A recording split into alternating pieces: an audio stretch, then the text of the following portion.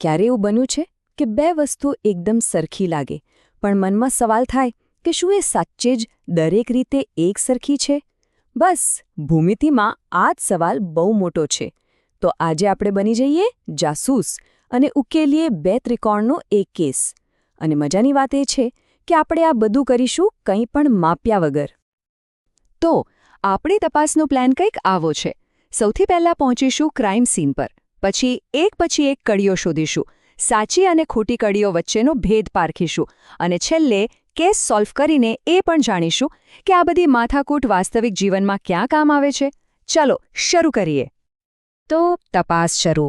આપણી સામે છે આ દ્રશ્ય અને એક જ સવાલ: શું આ બે ત્રિકોણ એકબીજાની હુબહુ નકલ છે? ચાલો શોધીએ. ઓકે, તો આ રહ્યું આપણું ક્રાઇમ સીન. અહીં બે રેખાઓ એકબીજાને છેદી રહી છે અને એનાથી બને છે બે ત્રિકોણ AOD અને BOC. પહેલી નજરે તો વાહ, એકદમ જોડિયા ભાઈઓ જેવા લાગે છે. પણ જાસીસીનો પહેલો નિયમ શું છે? જે દેખાય છે એના પર ક્યારેય ભરોસો ન કરવો. અને બસ અહીં જ ભૂમિતિનો અસલી ખેલ શરૂ થાય છે. કારણ કે સરખું દેખાવું એ કોઈ પુરાવો નથી. આપણને જોઈએ નક્કર, ઠોસ સાબિતી. એવી સાબિતી કે જેના પર કોઈ આંગળી ન ચીંધી શકે. હવે આ સાબિતીની દુનિયામાં એક શબ્દ વારંવાર આવશે: એકરૂપતા. બહુ ભારે શબ્દ લાગે છે, પણ મતલબ એકદમ સિમ્પલ છે. એકરૂપ એટલે પરફેક્ટ ઝેરોક્સ કોપી. એવી કોપી કે એકને ઉપાડીને બીજા પર મૂકીએ તો ચૂલભર પણ ફરક ન દેખાય. એકદમ ફિટ. કોઈપણ જટિલ કેસને ઉકેલવા માટે શું જોઈએ? એક માસ્ટર કી. આપણા આ કેસમાં પણ એક એવી જ માસ્ટર કી છે. એક નિયમ જે આપણી પહેલી અને સૌથી મજબૂત કડી બનવાનો છે. અને આ નિયમનું નામ છે બાજુ ખૂણો બાજુ. ટૂંકમાં કહીએ તો બા ખૂ બા. આ નિયમ શું કહે છે? એ કહે છે કે જો આપણી પાસે બે ત્રિકોણ હોય અને એમાં બે બાજુઓ સરખી હોય, અને ખાસ ધ્યાન રાખજો, એ બે બાજુઓની વચ્ચે આવેલો ખૂણો પણ સરખો હોય, તો બસ બીજું કંઈ જોવાની જરૂર જ નથી. એ ત્રિકોણ એકરૂપ છે, એ ફાઇનલ. અહીં ખૂણાનું લોકેશન જ બધું છે. તો ચાલો હવે આપણી આ બા ખૂબાવાળી માસ્ટર કીનો ઉપયોગ કરીએ. આવી જઈએ પાછા આપણા ક્રાઇમ સીન પર. કેસની ફાઇલ ખોલીએ તો એમાં બે માહિતી તો પહેલેથી જ લખેલી છે. પહેલી કે બાજુ OA અને બાજુ OB સરખી છે, અને બીજી કે બાજુ OD અને બાજુ OC પણ સરખી છે. ઓકે, તો આપણી પાસે બે પુરાવા તો આવી ગયા. એક બાજુ મળી ગઈ, બીજી બાજુ પણ મળી ગઈ. પણ આપણો નિયમ શું છે? બા ખૂબા. વચ્ચે ખૂણો ક્યાં છે? ધ્યાનથી જુઓ. ખૂણો AOD અને ખૂણો BOC. આ તો અભિકોણ છે, અને ભૂમિતિનો નિયમ છે કે અભિકોણ તો હંમેશા સરખા જ હોય. મળી ગયો આપણો ત્રીજો પુરાવો.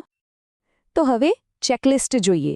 એક બાજુ ચેક, એમની વચ્ચેનો ખૂણો ચેક, અને બીજી બાજુ ચેક.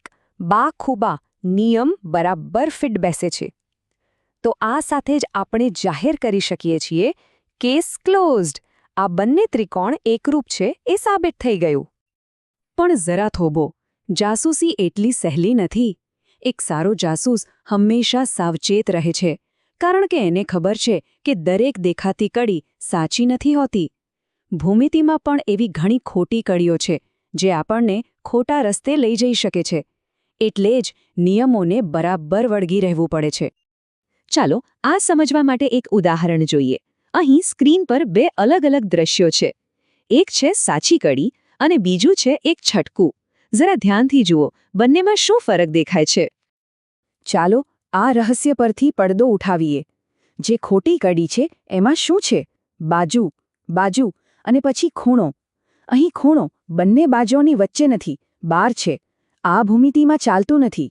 આ એક છટકું છે. હવે સાચી કડી જુઓ. એમાં છે ખૂણો, બાજુ અને પછી ખૂણો. અહીં બાજુ બરાબર બે ખૂણાઓની વચ્ચે સેન્ડવિચ થયેલી છે. આ એકદમ પાક્કો પુરાવો છે. આનાથી એ સમજાય છે કે પુરાવાનો ક્રમ કેટલો બધો મહત્વનો છે. તો આ આખી વાતનો સાર શું? સાર એ જ કે ભૂમિતિના નિયમો એકદમ કડક છે. કોઈ બાંધછોડ નહીં. બા ખૂબાનો મતલબ બા ખૂબા જ થાય. એને બાખું ન કરી શકાય. ખૂણાનું સ્થાન જરાક પણ આઘું પાછું થયું તો સમજો કે આખો કેસ હાથમાંથી ગયો. સારું, આપણે સાબિત કરી દીધું કે બંને ત્રિકોણ એકરૂપ છે. મોટી વાત. પણ એનાથી શું? આ સાબિતીનો અસલી ફાયદો શું છે? હવે આ કેસનો સૌથી રસપ્રદ વળાંક આવે છે. જુઓ, ભૂમિતિમાં એક સુપર પાવર જેવો નિયમ છે.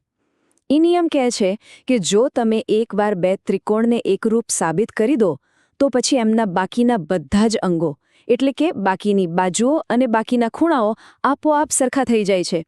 આ તો એક ખરીદો 5 ફ્રી જેવી ઓફર છે. આપણને બોનસમાં બીજા પુરાવા મળી જાય છે. અને આ બોનસ ઓફરનો ઉપયોગ કરીને જ આપણો કેસ એકદમ નવા સ્તરે પહોંચે છે. કારણ કે આપણા ત્રિકોણ એકરૂપ છે તો એમના ખૂણા OAD અને OBC પણ સરખા જ હોવાના. અને જરા યાદ કરો, જ્યારે બે રેખાઓને એક છેદિકા છેદે અને યુગ્મકોણ સરખા બને તો એનો મતલબ શું થાય? એનો મતલબ એ થાય છે કે રેખા AD અને રેખા BC એકબીજાને સમાંતર છે. જોયું?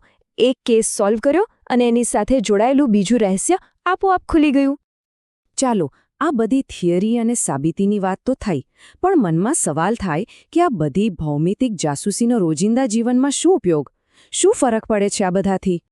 જવાબ સાંભળીને કદાચ નવાઈ લાગશે, પણ આ નિયમો આપણી ચારે બાજુ છે. મોટા મોટા પુલ કે મોબાઈલ ટાવર જે મજબૂતીથી ઊભા રહે છે એની પાછળ આ ત્રિકોણની એકરૂપતા જ છે. જ્યારે કોઈ આર્કિટેક્ટ એક ગગનચુંબી ઇમારત બનાવે છે, જ્યારે કોઈ ફેક્ટરીમાં લાખો એક સરખા મોબાઈલ ફોન બને છે, અરે આપણી આસપાસની ડિઝાઇન અને કલાકારીમાં પણ દરેક જગ્યાએ આ એકરૂપતાનું ગણિત જ કામ કરી રહ્યું છે. તો હવે જ્યારે આ જાસૂસીના નિયમો ખબર પડી ગયા છે, ત્યારે આગલી વખતે જ્યારે કોઈ પુલ નીચેથી પસાર થાઓ કે કોઈ નવી બિલ્ડિંગ જુઓ, ત્યારે એમાં છુપાયેલા આ એકરૂપ ત્રિકોણને શોધવાનો પ્રયત્ન કરજો. કોને ખબર, કદાચ આખી દુનિયા જ એક મોટો ઉકેલવા જેવો ભૌમિતિક કોયડો લાગવા માંડે.